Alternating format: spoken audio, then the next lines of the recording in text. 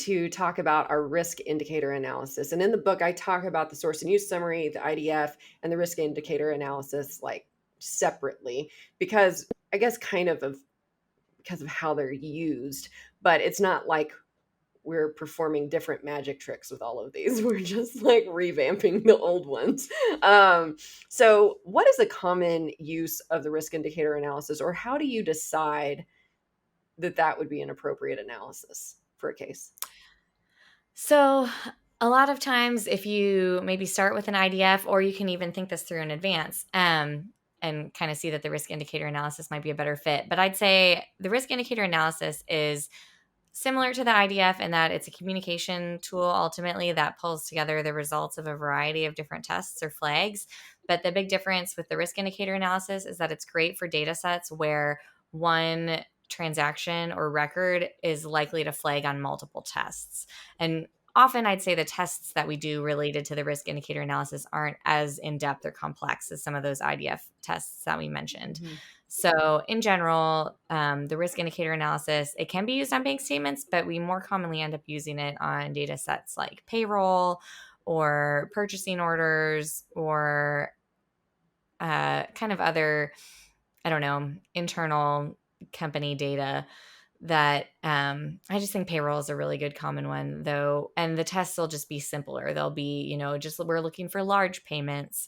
Or in the case of payroll, sometimes it could be like the ratio of direct deposit to check payments. It could be weird if someone is getting like a lot of checks. Or not only large payments, but our macro that looks for large payments can also look for payments that are large for that employee. Maybe they're not large in compared to the overall data set, but relative to other payments to that person.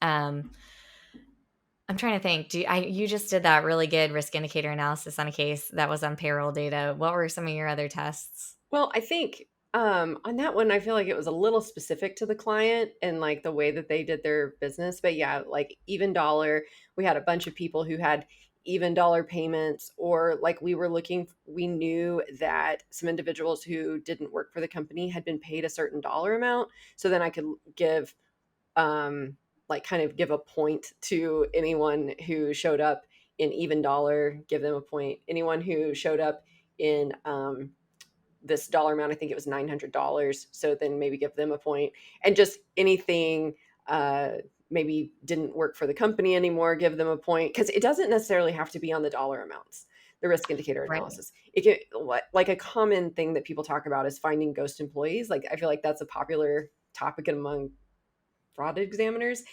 is like, let's look at the employee records and find duplicate addresses or duplicate social security numbers or duplicate, they'll do it on vendor records too, but um, who are employees with no address, or so then checks aren't being mailed to them, those types of things, and then award a point for each of those. Like these are the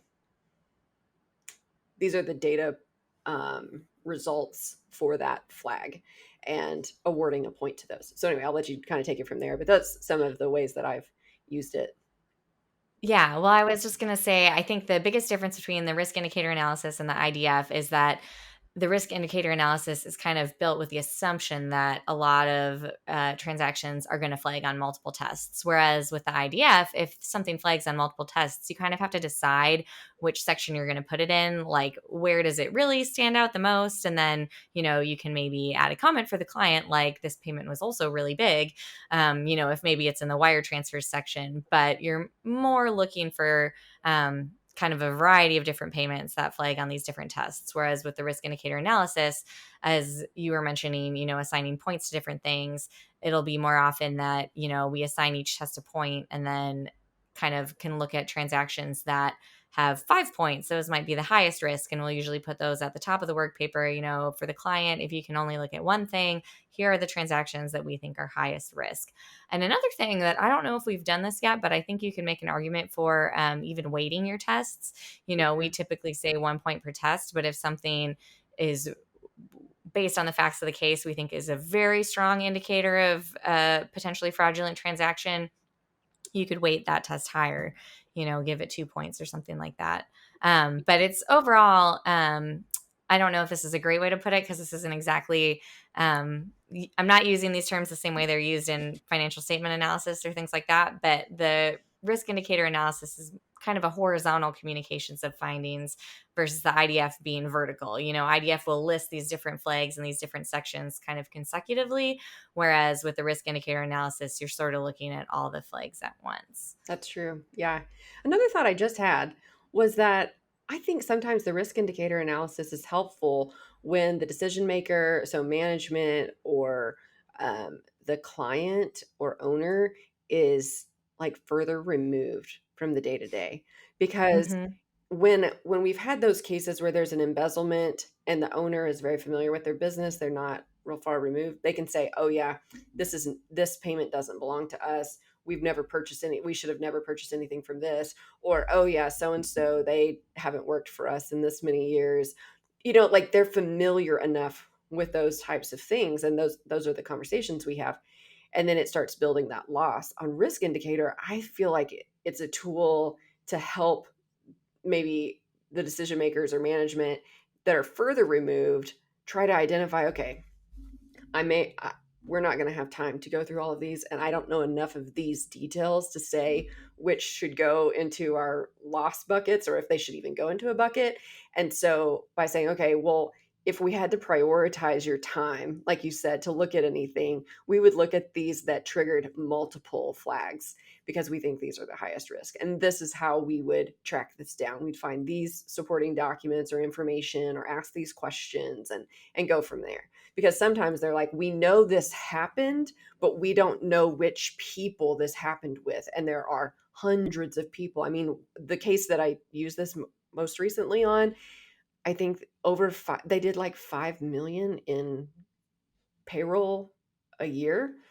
And this payroll was like, not very many people were over $1,000 of payroll.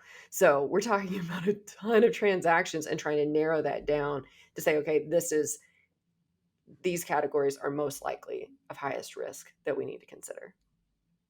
Yeah, and I think that is maybe payroll data sets kind of tend to be like that, Mhm, especially with larger businesses.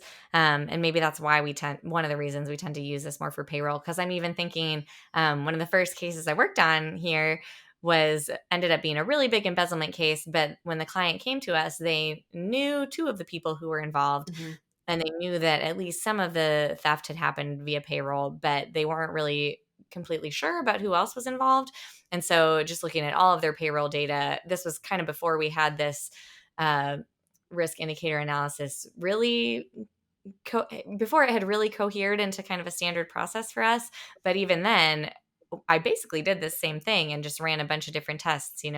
People who received multiple payments per pay period, I kind of put on one Excel tab, and then people who were paid on paydays that not very many other people were paid, kind of like non-standard pay dates. That's another one. But yeah, I think payroll data sets just lend themselves to this kind of analysis because often they are just so big that it's a good narrowing down.